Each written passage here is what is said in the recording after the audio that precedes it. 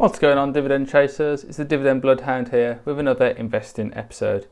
In this episode we're going to talk about two absolutely fantastic stocks for you to potentially add to your portfolio.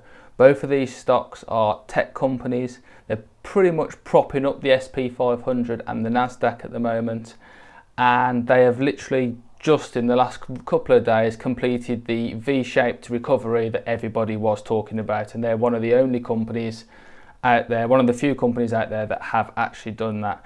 If this video brings some value to you, please hit that like button in the corner there and subscribe to my channel if you're brand new here. That'd be absolutely fantastic. And without further ado, these two stocks are Microsoft and Apple, and we're going to conduct a little bit of stock analysis on both of them and why they are absolutely brilliant companies and brilliant investment companies for the long term to potentially add to your portfolio. That being said, I think we're going to start with Apple first, and we'll get straight into it. Let's go.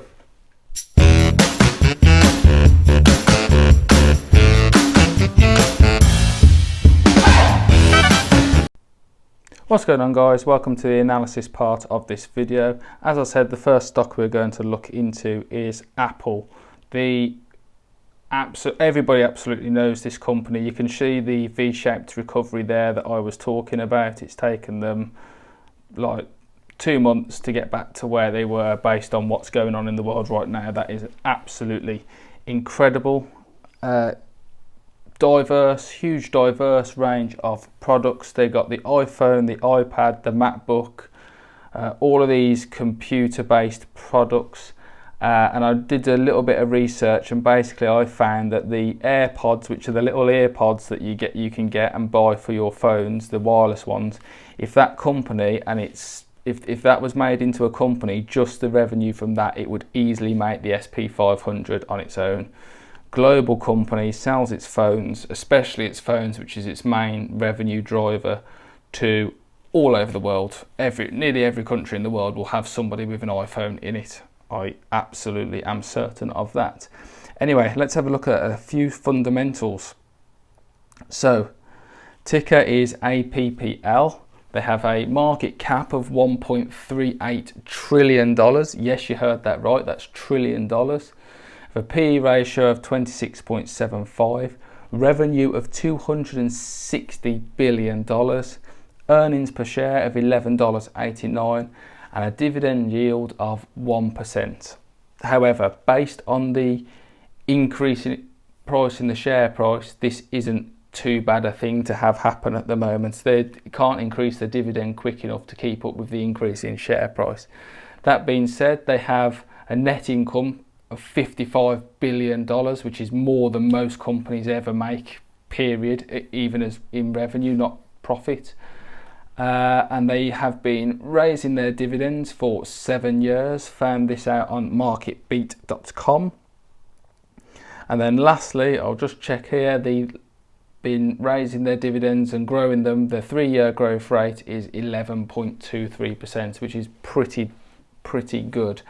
Considering the stock price valuation as well and appreciation, that is a epic amount of growth, to be fair, to try and keep up with the share price that they have. Currently trading at $318 per share.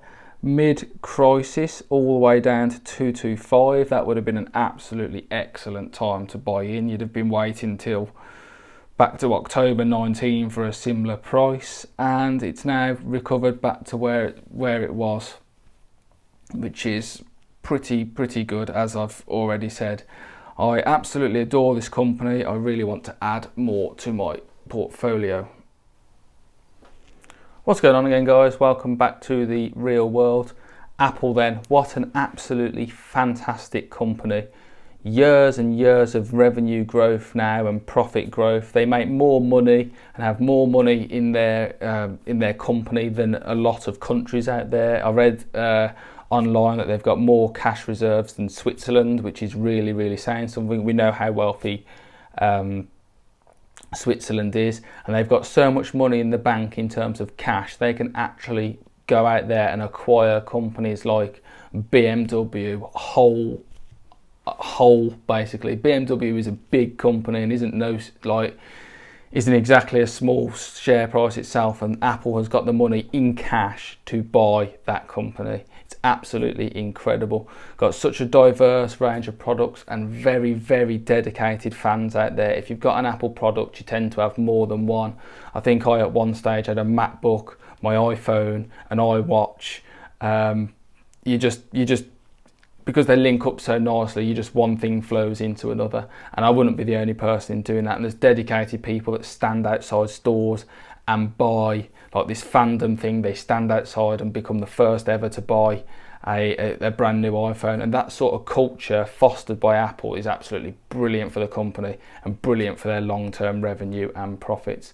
That being said though, we're going to roll into the next company now, another company that's done exactly the same in terms of V-shaped recovery, and it has got over $1 trillion valuation as well. And that company, of course, is Microsoft, where one of the richest people in the world, Bill Gates, is funded basically by this company's Goliath profits, basically. Let's get in there and take a look. Catch you in there. Hello again guys, welcome into the next part of this video, where of course we are now talking about Microsoft. Been around for such a long time now, and you all probably use Microsoft Word or used Windows and Microsoft XP on your computers throughout your lives. Still a huge software company in terms of that, and they operate software that way. They operate emails, Hotmail. They also own Xbox, as you all probably well know, and earn an incredible revenue stream through that and the games for Xbox. It's absolutely incredible the way this company has gone through the paces over the years, and it hasn't fizzled out like IBM sort of has. It's just kept on going, kept on growing all the way through. And even at the moment is most relevant with like Teams, people being stuck away from work and away from communicating with each other, but Microsoft Teams is keeping people and the government and all sorts connected, which is incredible for such a big tech company, really helping out in this crisis that we have at the moment. Let's have a look into some of the fundamentals then. So its ticker is MSFT. It has a market cap of 138 trillion. I'm so used to seeing billion there. 1.38 trillion, should I say. I stand corrected there. A PE ratio of 38.59. Revenue of $125 billion. Earnings per share 4.75, and a dividend yield of 1.1%. Same with Apple though, the share price has been growing that much and that well that the yield has remained low because the share price has appreciated so much. However, if we look at the 3-year growth of it here, you can see 9% growth is a really good increase on your dividends over 3 years. And it has been raising this dividend for 16 years consecutively now. So it is well on its way to becoming a dividend aristocrat.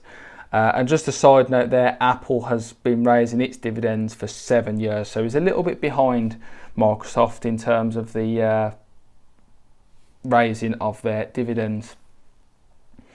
It has been trading at today at $183 per share. You can see nicely there the V-shaped recovery everybody was talking about. You could have bought in at $136 a share. I think I got in at $142 when I bought my share that I bought, which I'm very, very pleased with. And now you can see it's gone back to exactly where it was before, 183, and it was just peaked a touch higher there at 184 before this crisis kicked off. And it has recovered very, very well indeed. Just like Apple, these two are literally like strong men under the stock markets at the moment, propping it up along with the Fed. Yeah, and we have a net income of, I just missed that out, I'm afraid, sorry about that, 39.24 billion. Again, a ridiculous amount of profit to be making for a company, which obviously lines Bill Gates' pockets as well. And I can't see this company slowing down anytime soon, much like Apple. They make way too much. They're way too diverse, and they've got too many different revenue streams pushing into that total revenue and profit overall. That being said, I will catch you back in the real world. Hello again guys, welcome back to the real world. Microsoft then, what a glorious company. That little logo they've got with the multiple colours in, as well as Apple's cool swish logo, the little apple they've got. Effortlessly cool, these companies. They've got big fan bases, big companies. Apple slightly more so, but Microsoft has got its own loyal supporters as well, especially in terms of Xbox and the games that come through developers. That is a absolutely brilliant revenue stream for them.